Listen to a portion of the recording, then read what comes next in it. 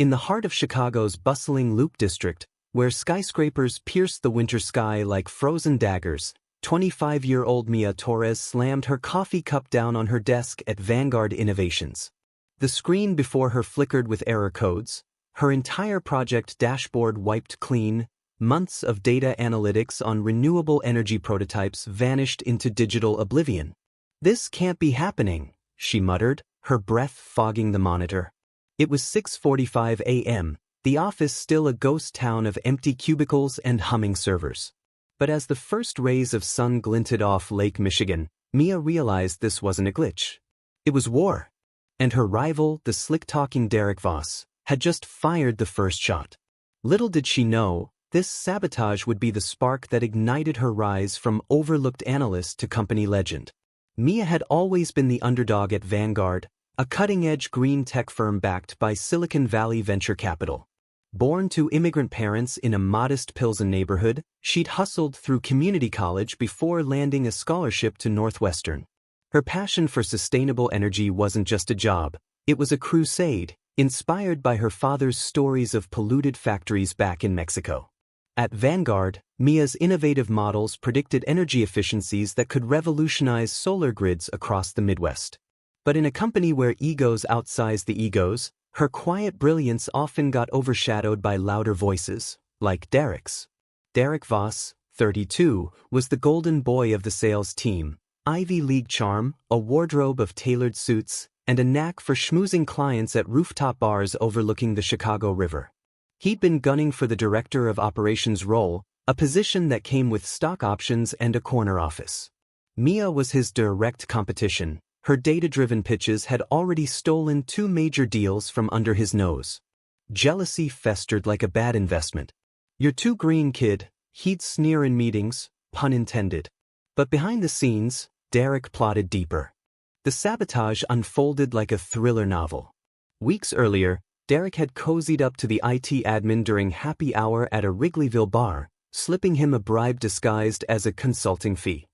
Access granted, Derek logged into Mia's secure files using a spoofed IP from a coffee shop in Lincoln Park. He didn't delete everything outright, that would be too obvious. Instead, he corrupted key datasets, inserting subtle errors that made her projections look wildly inaccurate. Solar output inflated by 200%, cost estimates slashed unrealistically. He even planted a backdoor script that triggered an accidental overwrite during her next sync. The finishing touch? An anonymous email to the CEO, Elena Ramirez, hinting at incompetence in the analytics department, with screenshots of the mangled data. By 9 a.m. that fateful Monday, the storm hit. Mia's team lead, a no-nonsense woman named Sarah, pulled her into a glass-walled conference room overlooking Millennium Park. "Mia, your Q4 report is a mess. Clients are pulling out, says our models are fantasy fiction." Elena's furious.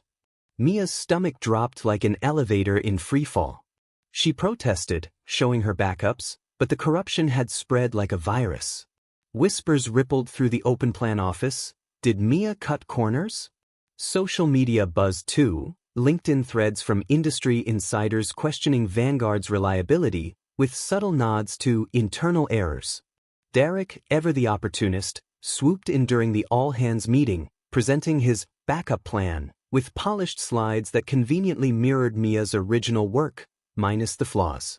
Humiliated, Mia retreated to her apartment in Wicker Park, the L train rumbling below like her racing thoughts. She wasn't just angry, she was ignited.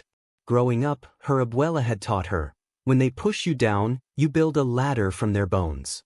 Mia booted up her personal laptop, a beast of a machine she'd assembled herself, and began dissecting the breach. Using open-source forensics tools, she traced the login anomalies, timestamps matching Derek's Outlook calendar gaps, IP pings from that same Lincoln Park cafe where he Instagrammed his morning grind selfies. But proof needed legs. Mia went undercover in her own life. She accidentally bumped into the IT admin at a company mixer in the West Loop, charming him over craft beers until he cracked, admitting Derek's bribe. Recording it all on a hidden app, legal in Illinois, one-party consent, she had her first thread. Next, she shadowed Derek discreetly, tailing him on the blue line to his Gold Coast condo, noting his late-night meetings with shady consultants who'd been blacklisted for corporate espionage. One evening, posing as a food delivery rider in a borrowed helmet, she overheard him bragging on a phone call. "The girl's toast. That director spots mine." The suspense built like a Midwest thunderstorm. Derek sensed the noose tightening. He escalated, slashing her tires in the company garage, leaving a note, "Back off or it's your career." Mia's heart raced during late-night walks home, shadows and alleyways feeling alive. She confided in no one, not even her best friend at work, fearing leaks. Instead, she built a digital fortress, mirroring Vanguard servers to her cloud, running simulations that exposed Derek's tampering. Her counterattack? A Trojan horse of her own. She leaked a flawed prototype demo to a dummy client email, actually her burner account, baiting Derek to steal it. He bit, downloading it during office hours, his access logs lighting up like fireworks. Climax hit at the quarterly board meeting in Vanguard's sleek boardroom, the Chicago skyline a dramatic backdrop. Elena called Mia in first, ready to fire her. But Mia flipped the script with a presentation that was pure theater. Slides revealed the tampering timeline, synced with Derek's activities. Audio clips played the IT admin's confession. Metadata exposed the bribes traced to Derek's Venmo. The room gasped as Mia unveiled her restored data, projections not just fixed, but enhanced with AI optimizations she'd coded in her fury. "This isn't incompetence," Mia declared, voice steady as steel. "It's sabotage. And here's how we turn it into our biggest win." Derek, sweating in his Armani, tried to deny it, but the evidence was ironclad. Security escorted him out amid stunned silence. Elena, impressed by Mia's resilience and ingenuity, didn't just clear her name, she promoted her on the spot to Director of Operations, with a team to overhaul cybersecurity. "You've got the fire we need," Elena said, shaking her hand.